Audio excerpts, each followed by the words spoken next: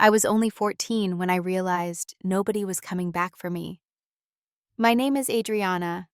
I'm 27 now, and I learned independence the hard way after my mother Diana abandoned me at boarding school. The worst part wasn't the empty dorm room during holidays or the pitying looks from teachers. It was discovering years later that she had drained every dollar from my college savings account before disappearing. I thought that betrayal was behind me until her unexpected call last year demanding $2,000 for her stepdaughter's dorm deposit. That moment crystallized what I'd always suspected, but refused to admit. I was never her priority.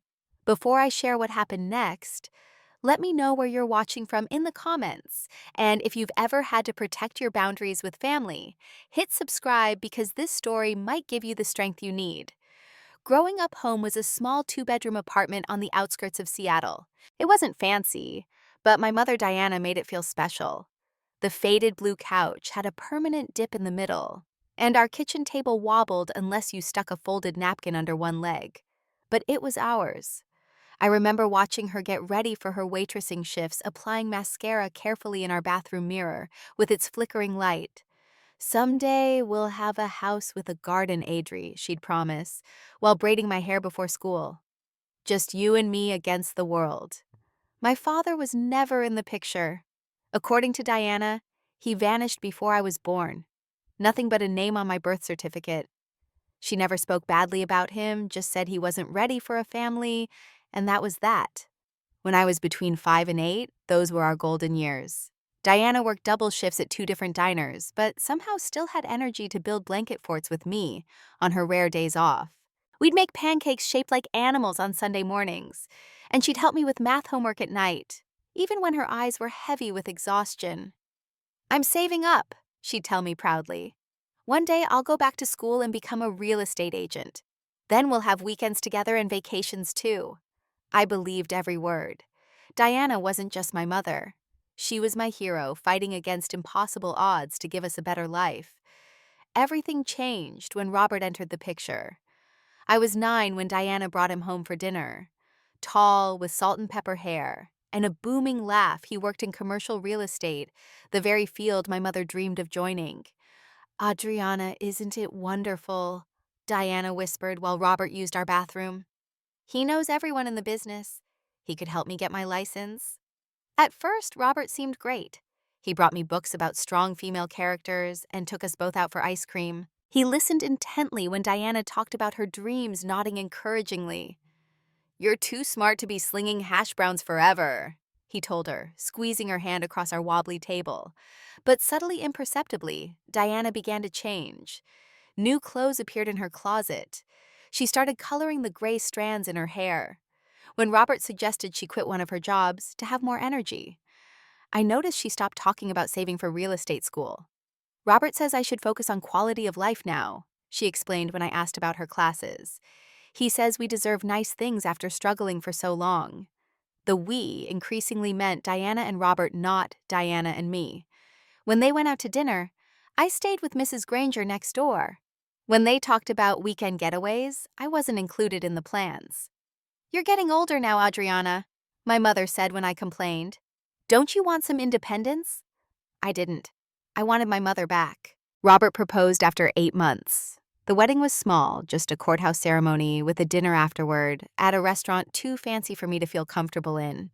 I wore an itchy dress Diana picked out and tried not to fidget as Robert's friends made toasts about their new life together. Nobody mentioned me. We moved to a newer neighborhood 2 weeks later. Our apartment had 3 bedrooms and a view of the mountains. I had my own bathroom for the first time, but somehow it felt emptier than our old place. "Isn't this amazing?" Diana spun around in the spacious living room. "Robert says we should get all new furniture too. Start fresh." The blue couch disappeared. So did the wobbly kitchen table where we'd eaten thousands of meals together. On my 11th birthday, Diana and Robert took me to open a savings account. "This is for your college fund," Diana explained, depositing $500. "Every birthday and Christmas we'll add to it. By the time you're 18, you'll have a nice nest egg." I dutifully added every monetary gift I received. $20 from my grandmother before she passed away, $50 from completing Mrs. Granger's census survey, $100 from winning the school essay contest. I watched the balance grow slowly and imagined myself in a college dorm room studying to become a writer or maybe a doctor. "That's my responsible girl," Diana would say whenever I deposited money instead of spending it. But those moments of connection grew increasingly rare. By the time I turned 12, Robert no longer bothered hiding his true nature from me. The books and ice cream trips stopped. Instead came criticism about my grades, my clothes, even the volume of my footsteps in the hallway. "Can't you teach her to walk more quietly?" he'd complain to Diana. "I can hear her stomping around from the living room." Diana, eager to keep peace, became the messenger of his displeasure. "Honey, could you try to keep your things more organized? Robert thinks the apartment looks cluttered." "Maybe wear that nice blouse Robert's sister gave you when his parents visit instead of your t-shirt." "Robert thinks your music is too loud even with headphones. Could you turn it down?"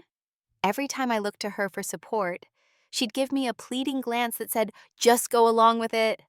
The mother who once proclaimed, "You and me against the world," had chosen her side, and it wasn't with me. When Diana announced her pregnancy, Robert's attitude toward me went from annoyed tolerance to outright resentment. "We'll need that room for a nursery," he declared, eyeing my bedroom during dinner. "But where will Adriana sleep?" Diana asked. "The small bedroom will be fine for her. She doesn't need all that space."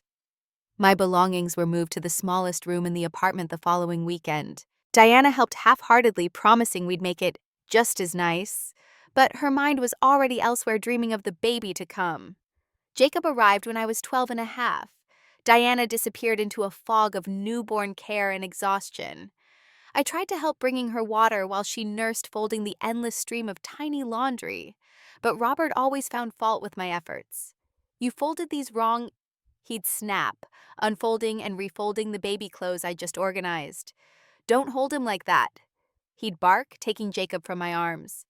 I tried to be the perfect big sister despite it all. I made Jacob paper mobiles for his crib and sang him songs when he cried. Sometimes when Robert wasn't home, Diana and I would have moments like before, cooing over Jacob's tiny fingers and toes together. "He's lucky to have such a wonderful big sister," she'd say, and for a moment I'd feel like I still mattered. Then Robert would return, and the invisible wall would go back up. The suggestion of boarding school came shortly after I turned 13. Robert brought it up casually over dinner as if discussing the weather. "Glenwood Academy has an excellent reputation. Their graduates all get into top universities." I looked at Diana in panic, remembering her promise years ago. "I'll never send you away like my parents did to me." "It's very expensive," Diana said uncertainly. "We can manage it," Robert insisted. "Think of the opportunities for Adriana, and it would give us more space with the baby." "I don't want to go," I said. Robert continued as if I hadn't spoken. "They have openings for the fall semester. We should schedule a tour." That night, I heard them arguing in their bedroom. "You promised her," Robert said mockingly. "Well, promises change when circumstances change. This is what's best for everyone." "She's my daughter," Diana's voice wavered. "And Jacob is your son. Don't you want what's best for him too?" 3 weeks later, we toured Glenwood Academy. The campus was beautiful with brick buildings and sprawling green lawns. The admissions director spoke about academic excellence and community values. All I could think was, they're sending me away. The last Christmas before boarding school, Diana gave me a locket with her picture inside. "So I'll always be close to your heart," she said, helping me fasten it. "What about my college fund?" I asked. "Will it still be there when I graduate?" "Of course," she assured me. "That money is for your future. No one's going to touch it." On move-in day, Robert stayed in the car with Jacob, while Diana helped set up my dormitory room. She arranged my books on the shelf, made my bed with the new sheets we'd purchased, and placed my stuffed rabbit against the pillow. "You're going to love it here," she said, but her smile didn't reach her eyes. "We'll visit on Parents' Weekend, and you'll come home for Thanksgiving." Her goodbye hug felt different. Tighter, longer, final somehow. As if she knew something I didn't. The first few weeks, Diana called every Sunday. The conversations were awkward, filled with long pauses and surface-level questions about classes and roommates. By month 2, the calls came every other week, then monthly. Parents' Weekend arrived. the night before Diana called to cancel. Jacob has an ear infection, she explained. We can't make the drive with him feeling so poorly. Thanksgiving approached. Another cancellation. Robert's parents decided to visit. There's just not enough room for everyone. Christmas break loomed. I packed my bag, eager to leave campus. 2 days before departure, the headmistress called me to her office. Adriana, I'm afraid there's a situation with your tuition payment, she said gently. Your parents haven't paid for the last semester. We've been trying to reach them for months. There must be a mistake, I insisted. My stepfather has money, and they're expecting me home for Christmas. The headmistress looked at me with pity. We finally reached your mother yesterday. She said you'd be staying on campus for the break. That evening, I tried calling home. The number was disconnected. In desperation, I called Robert's office. I'm sorry, his secretary said. Mr. Lawson no longer works here. He relocated to California 3 months ago. The truth crashed down like a physical weight. They were gone. All of them. And they hadn't bothered to tell me.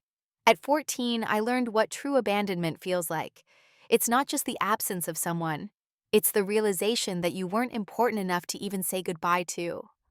The first night after discovering my family had moved without telling me, I cried until there was nothing left inside. The dormitory was eerily quiet. Most students gone for winter break. Just the occasional international student or fellow unwanted child wandering the halls like ghosts. I stopped eating, stopped attending the mandatory study halls, stopped pretending things were normal. What was the point? The people who were supposed to love me unconditionally had discarded me without a backward glance. Mrs. Patterson, my English teacher, found me sitting alone in the dining hall 3 days into break, staring at an untouched plate of food. Adriana, she said, sliding into the seat across from me. I noticed you're still here. I couldn't even summon the energy to respond. My husband and I live just off campus, she continued. We have a spare room. Would you consider spending the rest of break with us? It might be nicer than staying in the dorms alone. The Pattersons had no children of their own. Their home was small but warm, filled with books and the smell of baking. They didn't press me for details about my situation, just offered simple kindness, a place at their table, a soft bed, quiet companionship. You're welcome here anytime, Mrs. Patterson said when break ended. Any weekend, any holiday, our door is always open. Somehow I made it through that year. When summer came, the Pattersons invited me to stay with them again. Mr. Patterson taught me to garden. Mrs. Patterson helped me apply for a job at the local bookstore, open to hiring students under 16 for limited hours. You should save what you earn, she advised. Build your own safety net. Every dollar I made went into a new savings account, opened with Mrs. Patterson's help since I was too young to do it alone.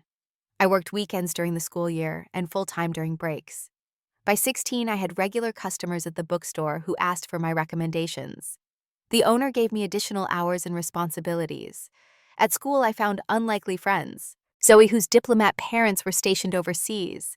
Taylor, whose mother was battling cancer in another state. We formed a tight circle, united by our different versions of absence. We're family now, Zoe declared one night during our weekly movie marathon in her dorm room. Chosen family is sometimes better than the one you're born into anyway. I started seeing the school counselor weekly. Dr. Rivera helped me understand that my abandonment wasn't my fault. Some adults are simply incapable of putting their children first, she explained. Their deficiency doesn't reflect your worth. Still, I wore Diana's locket every day, touching it when I felt alone. Some broken part of me still loved her, still hoped for a call or letter explaining everything. It never came. By senior year, I'd transformed my pain into determination. I maintained a 4.0 GPA, joined the debate team, and volunteered tutoring younger students. Mrs. Patterson beamed with pride at every achievement. You're going to have colleges fighting over you, she predicted. My graduation day arrived with no card or acknowledgement from Diana or Robert. The Pattersons sat in the parent section, cheering loudly when my name was called. I'd been accepted to several colleges with partial scholarships, but I'd need my savings to cover the remaining costs. The Monday after graduation, I went to the bank in town where Diana had opened my college account years ago. I hadn't been able to access it without a parent's signature, but now that I was 18, I could finally claim what was rightfully mine. The bank manager's expression told me everything before he even spoke. "I'm sorry, Ms. Turner," he said, reviewing the account information on his computer. "This account was emptied 2 years ago." "That's impossible," I insisted. "No one had authorization except my mother and me." "Your mother withdrew the funds," he explained gently. "The account has been dormant since then with a 0 balance." "How much?" My voice shook. "How much did she take?"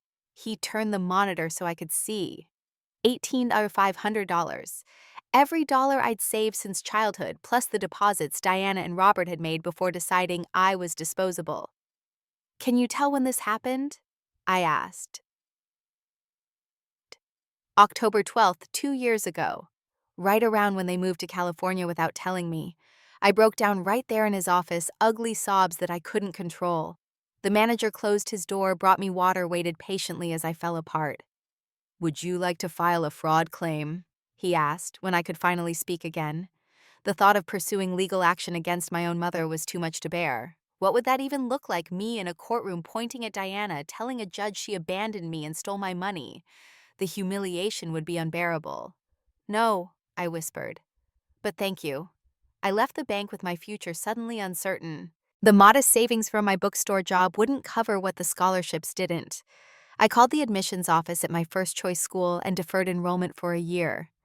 That gap year was the hardest I'd ever worked. I took a full-time position at the bookstore and picked up weekend shifts at a coffee shop. I lived with the Pattersons, insisting on paying a small rent despite their protests. "You should be in college, not working yourself to exhaustion," Mrs. Patterson worried. "I'll get there," I promised. Just not right away. The financial aid process was another obstacle. Without parental information, I had to petition for independent status, providing documentation of my abandonment. Each form felt like ripping open barely healed wounds. Sandra, the manager at the coffee shop, became another unexpected ally. When she learned about my situation, she connected me with her brother, a financial aid counselor at the community college. "Start there," she advised. 2 years of credits, then transfer. Save yourself thousands." It was sound advice. With his help, I secured additional scholarships and grants. By the following fall, I was enrolled in community college, still working, but now balancing classes too. Community college wasn't what I dreamed of during those years of carefully saving money, but it became a blessing in disguise. Smaller classes meant more attention from professors. Lower costs meant less crushing debt, and living off campus with a roommate taught me valuable life skills. I met Jasmine during orientation. Tall, with braided hair and a laugh that filled rooms, she was studying business administration and needed a roommate for her 2-bedroom apartment. "Fair warning," she said during our first meeting, "I stress bake at midnight during finals week." "Fair warning back," I replied. "I talk in my sleep when I'm exhausted." We signed the lease that day. Jasmine's family lived just 30 minutes away, and unlike mine, they were present, loving, and numerous. Her parents, 3 younger siblings, grandparents, and assorted aunts, uncles, and cousins created a chaotic but warm atmosphere that initially overwhelmed me. "You're coming for Sunday dinner," Jasmine declared our first weekend as roommates. Non-negotiable. Walking into the Jackson family home that first time, I braced myself for the familiar pain of watching a real family interact. Instead, I was enveloped in immediate acceptance. "So you're the roommate." Jasmine's mother pulled me into a hug before I could even introduce myself. "Jasmine says you're studying psychology. My sister's a therapist in Portland. You two should talk." Mr. Jackson loaded my plate with food without asking. Jasmine's siblings interrogated me about my favorite movies and music. Her grandmother insisted I take home leftovers. "You're too skinny," she said, packing containers while ignoring my protests. College students never eat right. After that first dinner, Jasmine noticed my quiet mood on the drive home. "Too much?" she asked sympathetically. "No," I admitted, surprised to find tears in my eyes. "Just right. I'd forgotten what family could feel like." I became a regular at Sunday dinners. When Thanksgiving approached, Mrs. Jackson called me directly. "We expect you at our table," she said. "Jasmine says you don't have plans." That first holiday with them, I helped in the kitchen, played board games with the siblings, and fell asleep on their couch during the football game. No one commented on my occasional moments of withdrawal, or the times I'd grow quiet watching their easy interactions. Family isn't just blood, Mrs. Jackson told me once, catching me observing them from the kitchen doorway. It's who shows up consistently. You're always welcome here. Working while maintaining a full course load wasn't easy. Some nights I'd return to the apartment after a closing shift at the coffee shop only to stay up until dawn finishing papers. But I maintained my grades, earning a place on the dean's list every semester. After 2 years, I had enough credits to transfer to the state university for my bachelor's degree. Jasmine was transferring too, pursuing her business degree. Roommates again? She asked, though we both knew the answer. Our new apartment was smaller but closer to campus. I reduced my work hours slightly to accommodate more challenging classes, specializing in child development psychology. My experiences had given me insight into the lasting impacts of abandonment and family trauma. Perhaps I could help others navigate what I'd endured. Occasionally, usually late at night when insomnia struck, I'd search Diana's name online.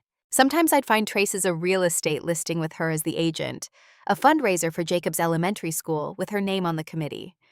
She'd achieved her dream of becoming a real estate agent after all, just not with me in the picture. Those discoveries always left me hollow. I'd close my laptop and remind myself of Dr. Rivera's words. Their deficiency doesn't reflect your worth. Therapy became a lifeline again during university. Dr. Chen, a compassionate woman with round glasses and limitless patience, helped me work through the complex grief of having parents who were still alive but functionally dead to me. Abandonment creates a unique form of grief, she explained.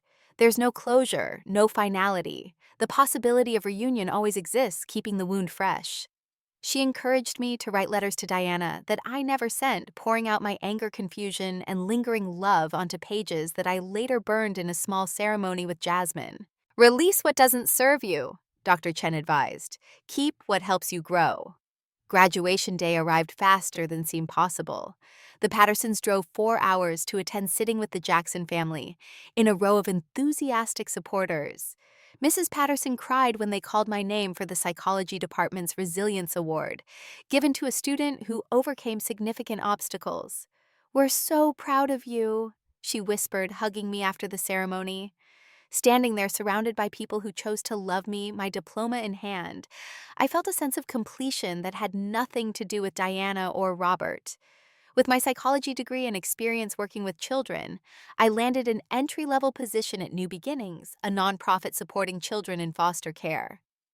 The salary wasn't impressive, but the work fulfilled me in ways I couldn't articulate. "You understand them," my supervisor noted after observing my session with a group of teens. "You speak their language." I was luckier than most, I admitted. I had support. Many of these kids have no one. At 23, I moved into my first solo apartment, a tiny studio with questionable plumbing but windows that flooded the space with morning light. I bought plants hung, art created a home that was entirely my own. Each bill I paid, each grocery trip I made, each problem I solved independently felt like a victory against the abandonment that could have defined me.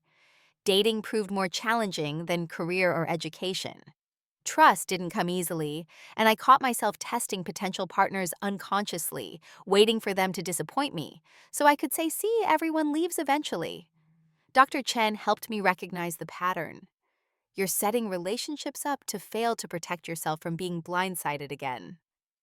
Slowly, I learned to lower my defenses to believe someone might stay even after seeing my complicated heart. By 26, I had received a promotion at New Beginnings, now coordinating programs rather than just facilitating groups. My salary increased enough that I could afford a one-bedroom apartment in a safer neighborhood and still put a small amount into savings each month. For the first time since discovering my emptied bank account, I felt financially secure. Not wealthy, but stable. Independent, safe.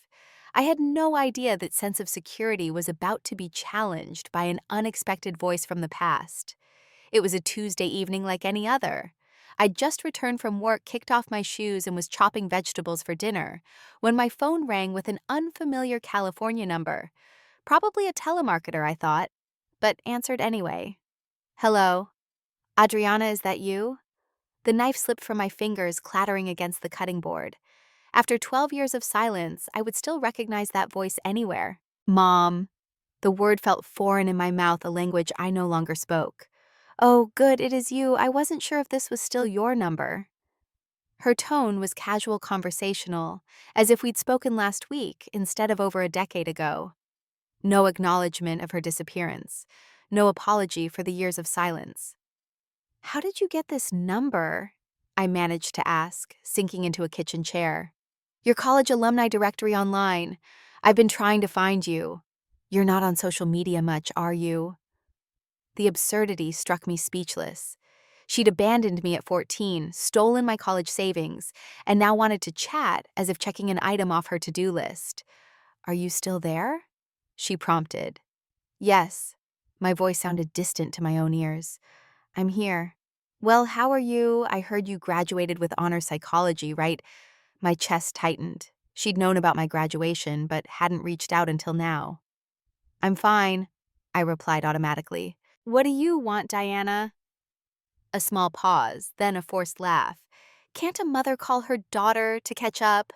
Before I could respond to that loaded question, she continued, words tumbling out in that familiar way I'd almost forgotten. So much has happened. Jacob is 15 now, can you believe it? He plays baseball very good at it too. And Robert? Well, that didn't work out in the end. He left about 3 years ago, ran off with his receptionist. So cliché, right? But I'm doing well with real estate, made the company's president's circle last year. I listened silently as she talked about her life, a life that had continued perfectly well without me in it. No questions about my struggles, my achievements, my healing. Anyway, she finally said, I got remarried last year to Frank. He's wonderful, much better than Robert ever was. He has a daughter from his previous marriage, Melissa. She just graduated high school, got accepted to UCLA for the fall. We're so proud. Congratulations, I said flatly. That's actually why I'm calling. Diana continued, her voice shifting to a tone I recognized from childhood when she wanted something. Melissa got her housing assignment and we need to put down the dorm deposit by Friday. $2,000. Can you believe how expensive college is these days? The familiar knot of dread formed in my stomach. I knew what was coming before she said it. We're a little tight right now with the wedding expenses last year, and Frank's business just starting to take off. I was hoping you might be able to help your sister out. My sister? I repeated incredulously. Well, stepsister technically, but family is family, right? We need to stick together. The audacity was breathtaking. 12 years of silence, and her first request was for money. Diana, I said carefully. We haven't spoken since I was 14. You left me at boarding school and moved without telling me. A dismissive sigh. I know things weren't ideal back then. Robert was controlling, you know that. He thought a clean break would be better for everyone. And my college fund. I couldn't stop myself from asking. The $18,000 you took, was that Robert's idea too? A pause. Oh, that. Well, we were in a tight spot financially during the move. I always meant to pay it back, but then the housing market crashed and things were difficult for a while. No apology. No acknowledgement of how her actions had impacted my life. Anyway, she continued, clearly uncomfortable with the subject, that's water under the bridge now. We're talking about Melissa's future. 2,000 isn't much for someone with a good job. I thought you'd want to finally do something for this family. That last sentence hit me like a physical blow. Finally, do something for this family. As if I'd been the one who abandoned them, not the other way around. You know, family helps family, she added when I didn't immediately respond. And Frank and Melissa have heard all about you. They'd love to finally meet you sometime. I wondered what stories she'd told them. What version of our history made her the caring mother, and me the distant daughter who needed to finally contribute. I need to think about it, I said, unable to form a more coherent response through the roaring in my ears. Well, don't think too long. The deposit is due Friday, and if we miss it, Melissa might lose her spot. Her voice hardened slightly. I thought you, of all people, would understand the importance of education. I'll call you back, I managed, ending the call before she could say anything else. I sat motionless at my kitchen table, vegetables forgotten, as the reality of what had just happened sank in. My mother hadn't called to reconnect or apologize. She hadn't called because she missed me or wanted to make amends. She'd called because she saw me as an ATM, a resource to be tapped when convenient. That night, I barely slept, her words echoing in my head. Family helps family. But when had she ever helped me when I needed her? When had I ever been treated like family? In that moment of clarity, I finally understood the truth I'd been running from for years. I was never her priority. I had never been her priority, and I never would be.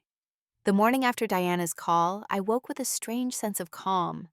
The shock had faded, leaving behind a clarity I hadn't expected. I called in sick to work for the first time in years, needing space to process what had happened. I made coffee and sat by my window watching the neighborhood come alive. School buses collecting children whose parents made lunches and checked homework. Ordinary families living ordinary lives that once seemed impossibly out of reach for me. By midday, my phone showed 3 missed calls from Diana's number. I wasn't ready to speak with her yet. I needed to find my voice first to prepare what I wanted to say. I called Jasmine instead. She did what? Jasmine exclaimed after I recounted the conversation. After all these years, she calls asking for money for a stepdaughter you've never even met. $2,000, I confirmed. For a dorm deposit. Girl, please tell me you're not considering it. I hesitated. A small part of me wonders if this could be a way back in. If I help, maybe she'll want a relationship again. Jasmine's voice softened. Adri, listen to me.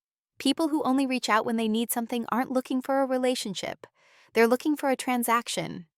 Deep down, I knew she was right, but the abandoned 14-year-old inside me still yearned for her mother's approval, her love.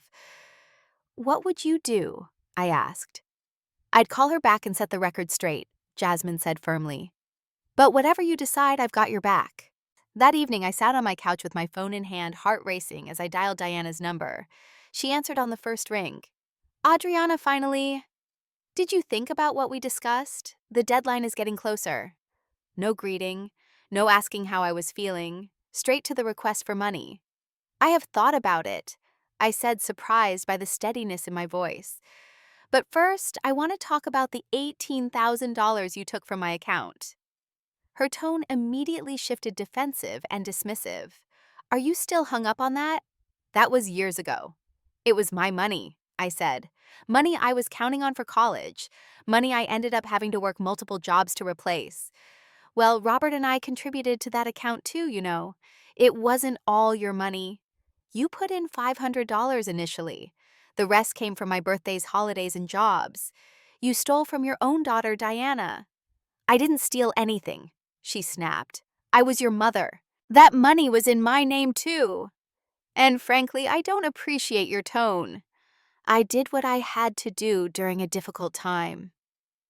I took a deep breath, organizing my thoughts. Let me understand this correctly. You abandoned me at boarding school when I was 14. You moved states without telling me. You emptied my college fund. You made no attempt to contact me for 12 years. And now your first communication is to ask me for $2,000 for your stepdaughter's dorm room. Robert made me leave you at that school, she said, voice suddenly tearful. He threatened to take Jacob and leave me with nothing if I didn't cut ties with you. You don't know what I went through. The manipulation was so transparent, it almost made me laugh. I was a child, Diana, your child. It was your job to protect me, not the other way around. You don't understand what it's like to be a mother, she countered. No, I agreed. I don't, but I understand what it's like to be abandoned by one. A heavy silence fell between us. When Diana spoke again, her voice had lost its friendly veneer. So you're not going to help? After everything I did for you growing up, all the sacrifices I made, this is how you repay me? What sacrifices exactly? I asked quietly. Because from where I'm standing, you sacrificed me for your relationship with Robert. You sacrificed my education by taking my savings. You sacrificed my sense of security and trust by disappearing without a word. That's not fair, she protested.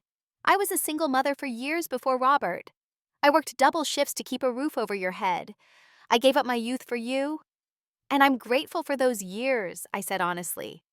But they don't erase what came after. They don't give you the right to abandon me and then show up only when you want something. Her tone turned cold. So that's it. You won't help your sister. Melissa isn't my sister. I've never met her. And you're asking me to give money I don't have to spare for someone who's a stranger to me. I thought you'd grown up to be a better person than this, Diana said, voice dripping with disappointment. Selfish, just like your father. The comparison to a man I'd never met who'd abandoned Diana before I was born was clearly meant to wound. Instead, it clarified everything. I'm not giving you the money, I said firmly, and I think we shouldn't speak again unless you're ready to acknowledge what you did and offer a genuine apology. If that's your attitude, I'll make sure Jacob knows his sister wants nothing to do with him, she threatened. I'll tell him you abandoned us. The irony was almost too much to bear. You can tell Jacob whatever you want, but he'll grow up eventually and he'll see the truth for himself. This is why no one loves you, Diana spat her final weapon. You're cold and unforgiving. You always were difficult, even as a child. I expected the words to devastate me, to reopen all the old wounds. Instead, they simply confirmed I was making the right choice. Goodbye, Diana, I said quietly, ending the call. I sat in the silence of my apartment, waiting for the breakdown I was sure would come. The tears, the regret, the second-guessing. But instead, I felt something unexpected relief. For years, I'd carried the weight of her abandonment, wondering what I'd done wrong, how I could have been better, more lovable, more worthy of keeping. Now I understood with perfect clarity the deficiency had never been mine. I called Jasmine back, my voice shaking not with sorrow, but with a strange sort of liberation. I did it, I told her. I said no. I'm coming over, she said immediately. With ice cream and wine. We're celebrating your freedom tonight. As I waited for her arrival, I took Diana's locket off my neck for the first time in years. The small weight I'd carried as a talisman, a connection to a mother who no longer wanted me, felt suddenly insignificant. I placed it in a drawer instead of around my neck, closing it away with the last of my illusions about who Diana really was and who she would never be. The weeks following my conversation with Diana were surprisingly peaceful. I'd expected to feel guilty or uncertain about my decision, but instead experienced a lightness I hadn't felt in years. It was as if by finally confronting the truth about our relationship, I'd released myself from the fantasy that someday she would become the mother I needed. It's a form of grief, my therapist explained during our next session. You're grieving the mother you deserved but never had. I returned to work with renewed purpose, particularly connecting with teens in our program who had experienced parental abandonment. How do you ever get over it? 16-year-old Marcus asked during group one day, his voice cracking with emotion. My mom left when I was 8. I still think about her every day. You don't get over it, I told him honestly. You get through it. You learn to parent yourself in the ways they couldn't. You build your own family from people who choose you. At night, I still had moments of sadness, wondering if Diana had ever truly loved me, or if I had always been conditional disposable. I wrote another letter I wouldn't send, pouring out decades of hurt onto pages, that I later burned in a small ceremony on my balcony, watching the ashes float away into the night sky. Sleep remained elusive some nights. I'd replay our conversation, imagining different responses, wondering if I'd been too harsh or not firm enough. But dawn always brought the same certainty I'd done the right thing by refusing to be used. 3 months after Diana's call, an unexpected notification appeared on my phone. A Facebook message from someone named Jacob Turner, my half-brother. My finger hovered over the notification for several minutes before I found the courage to open it. Hi, Adriana. You don't know me, but I'm your brother Jacob. I found your profile through your workplace page. I've been looking for you for a while. Mom always said you wanted nothing to do with us, but I've never believed that was the whole story. Can we talk? The message felt like both a gift and a trap. Could I trust that this wasn't Diana's attempt to manipulate me through her son? But the thought of connecting with the half-brother I'd barely known was tempting. He would be 15 now, the same age I was when I realized no one was coming back for me. After careful consideration, I responded with my phone number and a brief message. "I'd like that Jacob. Call anytime." He called that same evening. "Is this really Adriana?" The voice on the other end was deep for a teenager with the slight awkwardness of adolescence. "It's me," I confirmed. "It's good to hear from you, Jacob." "I've been trying to find you for ages," he said in a rush. "Mom keeps all the old photo albums locked away, but I found one picture of you holding me as a baby. You looked nice." My throat tightened at the memory. "You were a cute baby, always smiling." "Mom said you went to boarding school and then cut contact with us," he continued. "But that never made sense to me. Who chooses to leave their family at 14? "Is that what she told you?" I asked carefully. "Yeah, but I never believed it. And then a few months ago, I overheard her on the phone with you. She was asking for money for Melissa's dorm room, and afterwards she was really angry. She told Frank you refused because you've always been selfish." I closed my eyes, considering how to respond. This was Diana's son, after all. I didn't want to damage their relationship, but I couldn't perpetuate the lies either. "Jacob, I'm not sure how much I should say. I don't want to come between you and your mother." "Please," he urged. "I need to know the truth." I felt like part of me was missing my whole life, like there was this big family secret no one would tell me. Taking a deep breath, I shared a simplified version of what had happened: the boarding school, the move, without telling me the emptied bank account. I avoided the most painful details and tried to present facts without emotional coloring. "She just left you there." Jacob sounded shocked, "and never came back. The school administrators helped me." I assured him, not wanting to traumatize him with the full extent of my abandonment. "And I had teachers who looked out for me." "But you were my sister," he said, his voice breaking slightly. "We should have grown up together." The simple truth of his statement broke something open inside me. We should have grown up together. We should have shared holidays and fights over the bathroom and inside jokes that annoyed our parents. We should have had the chance to be siblings. "I would have liked that," I admitted. "Mom has issues," Jacob said suddenly. "She does this thing where she cuts people off completely. My friend Ryan stayed over once and he accidentally broke one of her collectible plates. She banned him from our house forever and still changes the subject if I mention his name 2 years later." "That sounds familiar," I said gently. "And money," he continued. "She's always asking people for money. Her parents, her friends. She even asked my baseball coach to loan her $500 for my uniform, but I already had a uniform. She just spent it on a new purse." The pattern was so familiar it was eerie. Diana hadn't changed at all. "Is it okay if I keep calling you?" Jacob asked hesitantly. "I'd like to get to know my sister." "I'd like that too," I said, meaning it completely. Over the following weeks, Jacob and I established a careful relationship. He'd call every Sunday evening, sharing stories about school and baseball. I told him about my work, my apartment, my friends. We discovered shared traits: the same crooked smile, the same inability to whistle, the same love of detective novels. "Does your mom know we're talking?" I asked after several calls. "No," Jacob admitted. "She'd freak out. But I'm 15, not a baby. I have a right to know my own sister." I admired his determination, but worried about the position I was putting him in. "I don't want you to have to keep secrets in your own home." "It's not really a secret," he argued. "It's my private relationship with my sister. Mom doesn't tell me about all her phone calls either." His reasoning made sense, but I still felt uneasy about the situation. The last thing I wanted was to use Jacob as a pawn in some ongoing battle with Diana. I needed to establish clear boundaries.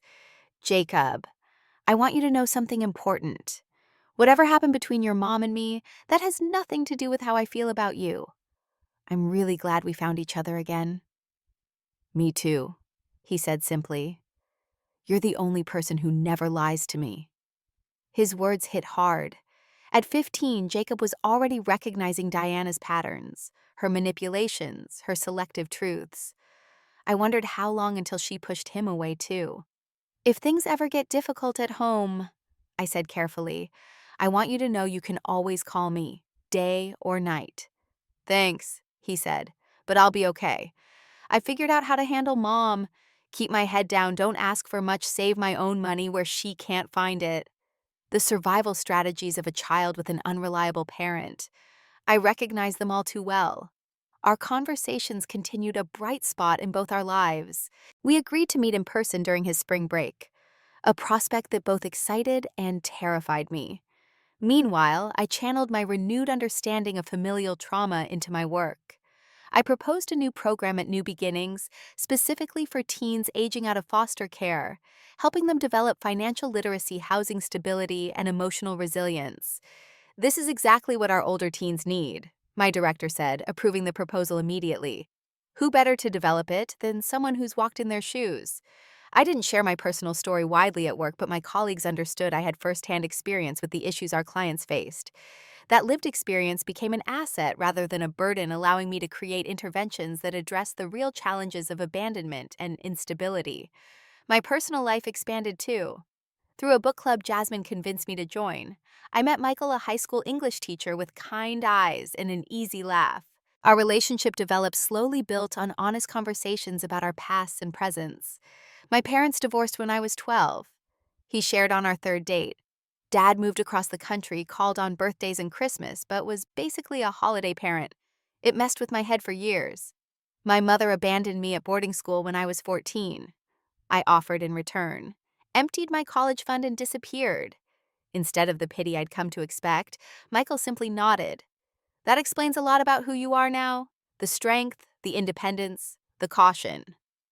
Is the caution that obvious? I asked. Uh, you interview your dates like a gentle but thorough journalist, he said with a smile. But I like that you don't rush into trusting people. Trust should be earned. With Michael, I found myself slowly lowering the protective walls I'd built around my heart.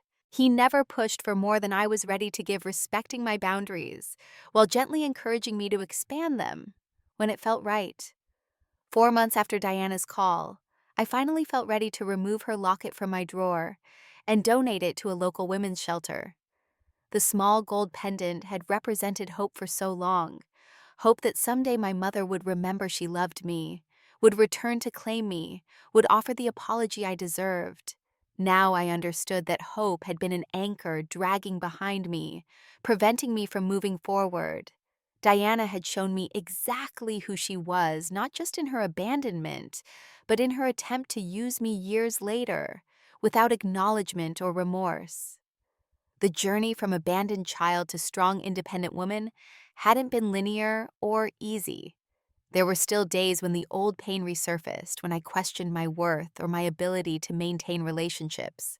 But those days grew fewer as I surrounded myself with people who showed up consistently, who loved without conditions, who respected my boundaries while supporting my growth.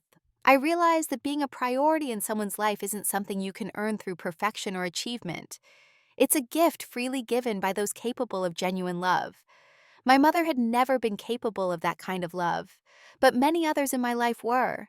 The Pattersons, Jasmine and her family, my colleagues and friends, perhaps even Michael with time. Family, I had learned, wasn't defined by DNA, but by choice, by presence, by the willingness to show up for each other through joy and pain. I had created my own definition of family, one built on mutual respect and genuine care, rather than obligation or convenience. And in that creation, I had found a peace I never thought possible when I was that abandoned 14-year-old waiting for someone to come back for me. Looking back, I could see that Diana's call asking for money had been a gift of sorts. It had finally allowed me to see the truth, without illusions or false hope. It had confirmed that I had made the right choices for my life, had become someone stronger and wiser than the frightened girl she'd left behind. I was never her priority, but I had become my own, and that perhaps was the greatest victory of all. As I share this story, I wonder about your experiences with family boundaries. Have you ever had to make difficult decisions to protect yourself from toxic family relationships? Share your thoughts in the comments below. If my story resonated with you, please subscribe and hit the like button so others in similar situations can find this message. Remember that sometimes the family we choose brings more healing than the family we're born into.